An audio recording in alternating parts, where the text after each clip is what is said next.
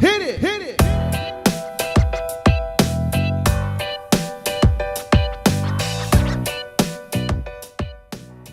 Hi, welcome to Beginner Basics Crochet with Marley Bird. In this lesson, we're going to learn how to do the fantail stitch. This is a great beginner stitch to learn, so let's add that to your crochet toolbox. Come on over here and let's learn now. As I pull over the blanket and look at the square that we're going to be working on today, it's this square right here. On my blanket, it's located at the upper right corner. And what happens is we're going to begin down here and we're going to create sort of like shells, only by adding a chain stitch between these shells to mix up or to break up the double crochets, we're going to create this beautiful fantail stitch. If I wanted to create this stitch for another pattern, maybe I didn't want to have it just in the blanket, it's a beautiful lace stitch. So this is a wonderful one to jump in and add to this blanket, so let's learn how to do that. I'm going to pull this aside. All right, let's take a look at the pattern. Just like all the other squares, we're going to begin with an in-class block square measurement. So we're going to go ahead and we're going to chain 22 and then follow along either with our written instructions or our chart instructions. In this lesson, I'm going to follow along in the chart so that way you can read the written instructions in the pattern and then see how the chart applies to the written instructions, and it will really help you out as far as understanding how charts work. So I'm going to go ahead and I'm going to grab my fiber. And I am using worsted weight red heart with love yarn. I'm going to scooch that out of the way. And just a basic size 6mm crochet hook. You can use whatever size yarn or crochet hook you want for this square. It is up to you depending on what size gauge you want to get for your measurement. I'm beginning with a slip knot on my chain hook. Or I'm beginning with a slip knot on my hook, not my chain hook, on my hook. I'm going to chain 22. So let's go ahead. As I'm counting, 1, 2, 3, 4, 5, 6, 7,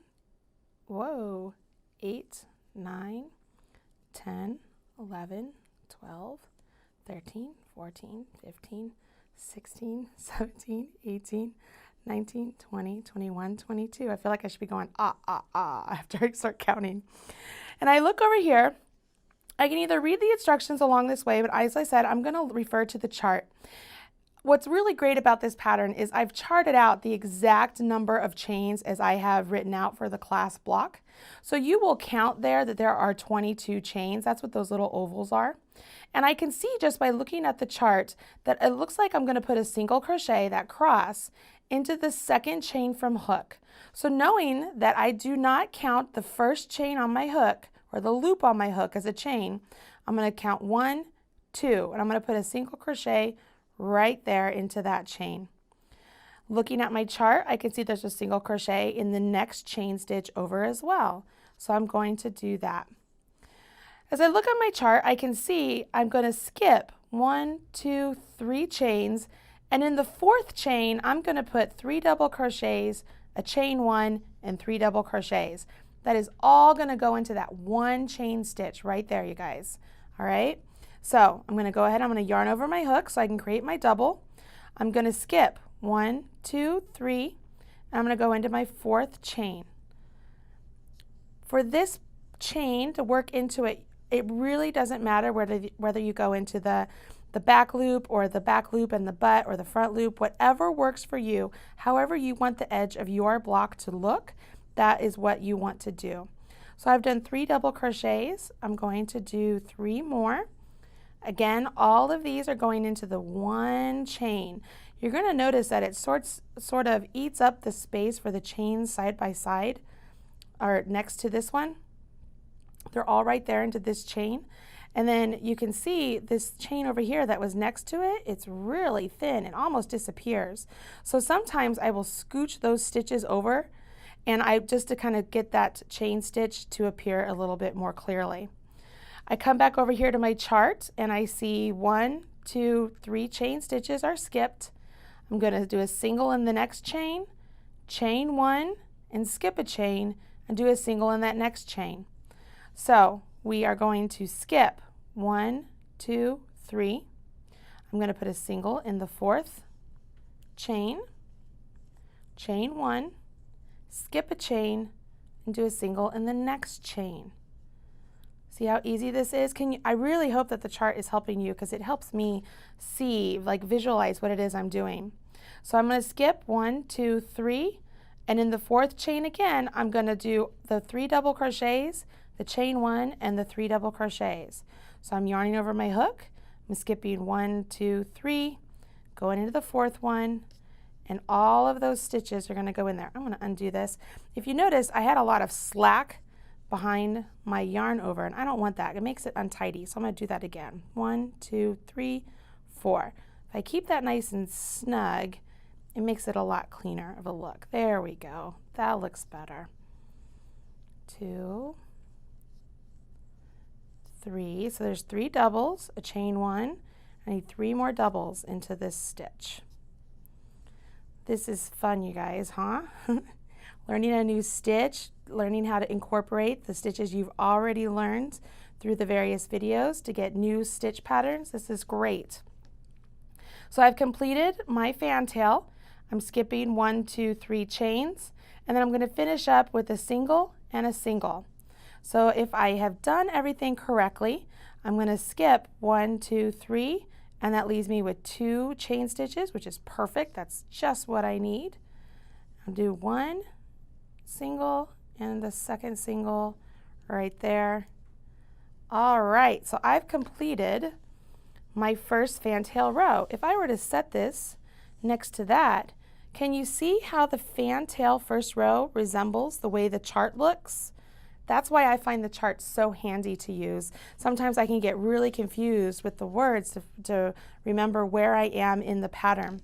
I am going to go ahead and I'm going to grab a marker and I'm going to come back here, and I know that my single crochet, that's the last stitch for my next row, and I know that because working along the next row I can see the last symbol there goes into that stitch. So I'm going to come back here and I'm going to mark that single crochet so that I know that is the end of my row, because I like to do that. It's so handy to be able to do that. All right, so I'm grabbing my hook and my yarn, and we've completed this whole first row. So we're going up to row 2. You can see my number 2 out there. And we're going to begin with 2 chain stitches. So we're starting with 2 for our turning chain. So 1, 2.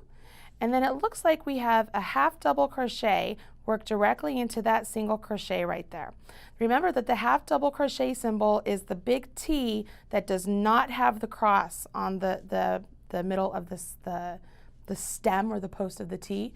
As you do the cross, that's a symbol of how many times you would yarn over your hook and create stitches. So the 1 cross is a double crochet, and we don't have a cross on this symbol, so we know it's a half double. So I'm going to put my half double crochet right there into that single. And then I can see 1, 2, 3 chains, and I'm going to single crochet right into that chain 1 right there. If you decide you want to work into the chain 1 stitch, you totally can do that. But for me, I don't like to create any sort of brain damage. I like to say, oh look, there's a big hole there. I'm going to stick my hook right in that hole, and I'm going to create my single crochet right there. If you like to do it the other way, let's rip this out and see how that goes. You can come here and say, okay, I'm going to work into the chain. Let's see, work directly into the chain. I'm going to complete my single crochet. I want you to notice something. You see the bottom part of the chain right there? That's the butt of the stitch. I've talked about it in the chain section. So when you work into the chain, you actually get kind of this unsightly butt hanging out. I don't like my butt hanging out, so that's why I like to go into the actual space and work the single crochet. It just makes a much cleaner look. See? So no butts hanging out. It's perfect. Okay, so on the chart, we can see that it is chain 3 again. And we're going to do a V-stitch, a half double crochet V-stitch. All that is, it's a half double into the space again. We're doing the chain 1 space. And then we're going to do a chain 1. And we're doing another half double into that same space. So that's going to give us this nice little V stitch right there. We look at the chart over here. We just completed this. So there's our V-stitch. And we're counting 1, 2, 3 chains. 1, 2, 3. You'll notice that when I'm reading the chart, I'm snaking around the chart. I'll be going like this because that's what we're doing as we work things, as we turn them back and forth.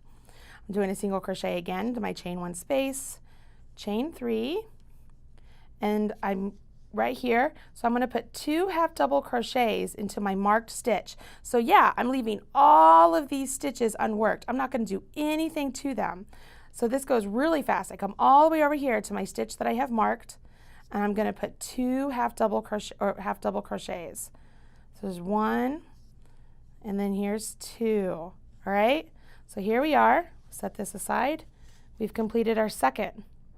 Got that so far? All right, so we're down here. Let's do our third. Let's chain 3.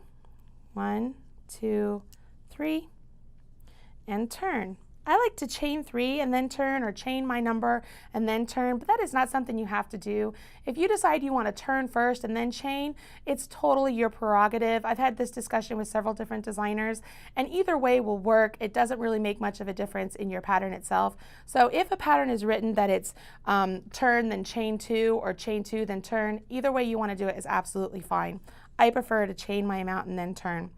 So I've done that, and if I'm looking at my chart, I can see I have 1, 2, 3 double crochets, and I know they're double crochets because it's the big T with the 1 hash mark, and they're all worked into that same space, that the top of the last half double I completed from the previous row. So I'm going to put all 3 double crochets right here at the edge.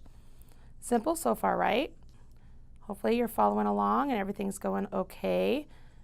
Your butt's not hanging out anymore. You're like, oh my gosh, this is fantastic. Learning how to do some chain stitches.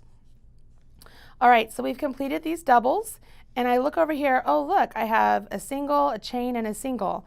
But Marley, am I going to put those singles in that chain, or am I going to let them, go around the chain, the 3 chain space, so my butt's not hanging out? My answer is it's up to you. I prefer to put it in the space because I like to give the lace a little bit of room to maneuver around a little bit. But if you want to put it in that chain stitch, you absolutely can. More power to you. It's not going to make much of a difference in the final look. So I went right into that space. I'm going to chain 1, and I'm skipping this single crochet. I'm jumping right over here, so we have this big chain 3 space, and I'm just putting my single crochet right there. Now I've got to do double crochets into the chain 1 space of my V-stitch. So I'm yarning over. I'm going to go into that chain 1 space of my V-stitch, and I'm putting the 3 double crochets along with a chain 1. You guys getting the hang of this so far? Kind of see how this begins to build on itself?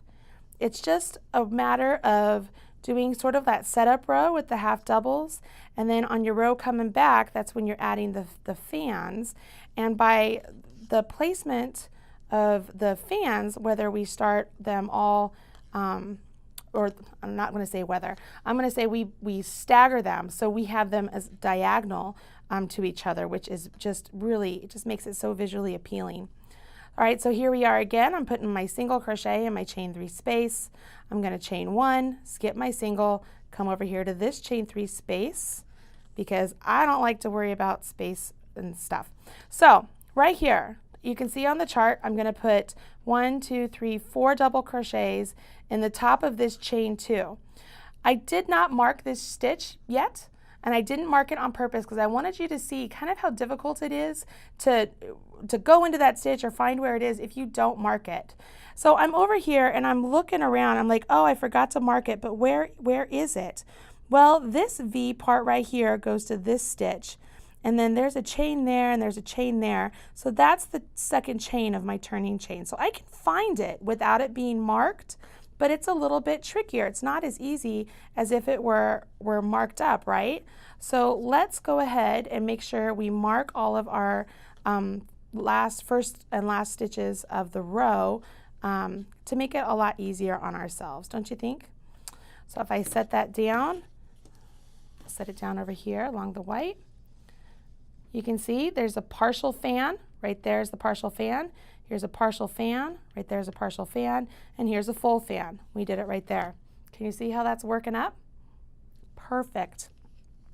I'm going to take you through this full repeat so that way you guys can see how this all works. While I'm here, let's go ahead and move this chain up, and we are going to put it, look at this, when we come back with row 4, our single crochet is going to get worked into the top of that chain 3. So let's mark the top of that chain 3. So we know that that's it. That's where we're going to be working into, okay? And then on this one, we're going to mark this at the beginning so we don't have to go back and look. But we're going to chain one and turn, and we're going to single crochet into the top of that first double, because that's what it says right there. Now, my question is, where do I mark, right? So before, we've been working into these turning chains, right? But over here, we have this chain, but it's on the outside of our chart. That's because we don't want it to count as a stitch. You ever have that question where, do I count this chain as a stitch? Do I not count this chain as a stitch? One thing that's fantastic about using the chart is we can see exactly where we want our stitches to go. So if we're putting the stitch from the next row into those turning chains, we know we're counting that turning chain as a stitch. But if our turning chain is out here on the outside, then we are like, oh, that's not going to be our first stitch. This next stitch, the single crochet, is going to be the last stitch of that next row. And I know that because I can see that my single crochet is stacked on top of it. Does that make sense? I really hope so. So I'm going to grab a marker. I'm going to put it right there in the top of that single crochet. And now it's marked and I'm ready to go. I'm going to chain 3. So this is just like our previous chain 4 row, only we're putting our the stitches we're creating in different places. I'm coming all the way over here. I'm skipping all of these stitches to where I did my single crochet, chain 1, single crochet, and I'm going to the space with my half double, chain 1, and then put a half double, and then I'm going to chain 3, 2, 3, and I'm going to come all the way over here. So this is my chain 1 space between my fantail. I'm going to put a single right there. I'm going to put a chain 3, 1, 2, 3, half double all the way over here again. If you need a refresher on double crochets and half doubles, you guys, you can check those out in the beginner basics section. Half double crochet and double crochet and single crochet, they're all there. So if you need a refresher, that's where you want to go. So that I finished this V-stitch right there. I just finished that. I'm going to chain 3, 1, 2, 3, and I can see on my chart that they want me to put a single crochet in the top of that chain 3 section. So I have it marked already. I'm going to put my single crochet right there, and bada bing, we have that completed. Can you see how that works, you guys? So we've completed this foundation row. We've worked, I like to call this as, you know, the non-action row. And then our row 3 is the big action row, because that's when we really add our fantails. Then row 4 is our non-action row, because it gets us set up so that row 5 you can do your action row again. So row 5 is going to be our last row for this repeat. Here we go. Are we ready? So we're down here. We've come across. We're going to chain 1. And that chain 1 is on the outside, meaning it's not going to count as a stitch, okay? And we can see we put a single crochet right there in the top of that single crochet. I'm going to move my marker up, and I'm going to point out that obviously in my chart there's not another row. So as I've been going before to see what row was above to see where our marker would go based on what the stitch is going into, there's not there on the chart anymore. But I want to point out, if you come back down here where the repeat is, because you're going to repeat row 2, you'll finish row 5, you'll come back down here and you'll repeat row 2, 3, 4, 5. So you can see, oh, on row 2 it goes right into that single crochet, which is this single crochet right there. So I'm going to mark my single. That's going to be the end of my row. Hope that makes sense. I'm going to put my single crochet right here at the edge of my chain 3 space. It's just going in the space, you guys. Now I'm going to do my fantail all the way over here in the middle of my V stitch. So there's 1 double, and then here's 2 double, 3 double, chain 1, 3 double. Hopefully you guys are sticking with me and everything's going okay on your end. Looking pretty good, right? Big fat yarn and some good size hook. So we have our nice space there. I'm going to skip 3 stitches, and we're coming all the way over here, and we're going to put our single crochet into that chain 3 space, chain 1, single crochet in the chain 3 space, just like before, and then we're going to start our fan over here again in the top of that half double crochet from the previous row.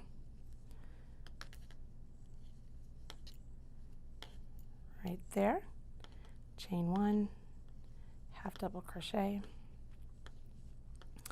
or not half double, I apologize, I'm getting all excited. I'm doing a double crochet in these fantails. And then I come all the way over here, I'm going to put a single crochet at the edge of this chain 3 space, and then a single crochet where my marked stitch is. See how much easier it is when the stitch is marked? You can see where the edge is. So if I extend this up, just set this over here, you can see now how the chart is a good representation, visual representation of what we've created. So that's how charts can be super handy. If you're still not a chart person, absolutely okay. You have full instructions on how to do this exact stitch pattern written out. It is available in the Crochet Stitch Sampler Baby Blankets pattern, or I have the pattern written out right here as you're trying out the fantail stitch to complete the in-class block. Now you know how to do the fantail stitch.